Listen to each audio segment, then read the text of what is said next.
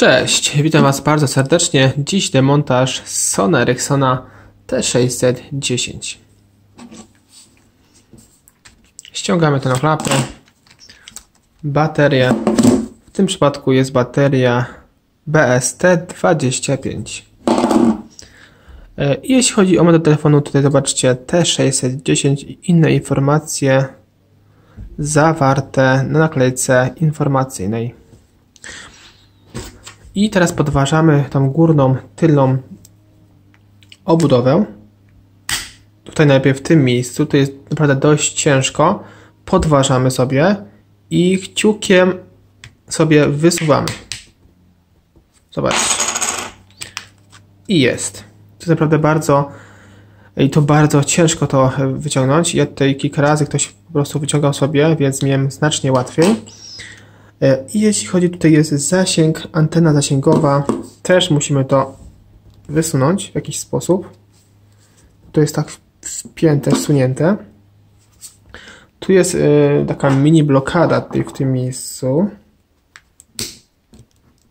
O właśnie, podważamy delikatnie do góry i wysuwamy. Dzisiaj mi się to właśnie jakoś za bardzo nie chce wyjść. O właśnie. Wyciągamy. I teraz zobaczcie, tu jest jedna, druga, trzecia, czwarta śrubeczka. Odkręcamy je tutaj oczywiście tym popularnym Torxem T6H. Jeśli chodzi o ogólny taki demontaż tego Sony Ericssona, jest naprawdę dosyć łatwy. Tutaj myślę, że nie powinniście mieć żadnych problemów z nim związanych. Jeszcze wam dopowiem, że taką ciekawostkę, że są tutaj podkładki. Zobaczcie.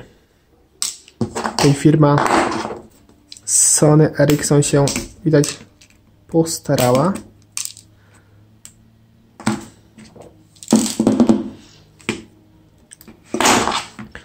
Tu jeszcze ostatnia, która nam nie chce za bardzo wyjść, jest. Dobra. Przesuwamy na bok. Tu nam wyleciało. I podważamy oczywiście przednią obudowę. Tutaj najlepiej od samego dołu wbijamy sobie i delikatnie jedziemy po całej długości. Obudowa przednia, nakładka klawiaturki, joystick, nakładka joysticka. I teraz nam już to wszystko powinno wyjść spokojnie. Zobaczcie, bezstresowo. Głośniczek, wibracja. Jeśli chodzi o wymianę tutaj wyświetlacza, jest bardzo prosta. Tutaj odklejamy sobie. Tu jest zaczep, który nam odchodzi trochę. Otwieramy sobie go i wyciągamy wyświetlacz. Tak samo z płytką klawiaturki. Tu jest, odginamy, wyciągamy.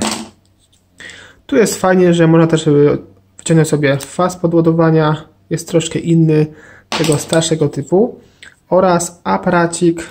Też możemy go sobie, widzicie, odłączyć. Tu jest ciach. No i tak wygląda demontaż Sony Ericssona T610 i widzicie, jest bardzo prostym telefonikiem w demontażu. Do zobaczenia w kolejnych poradnikach i demontażach. Cześć!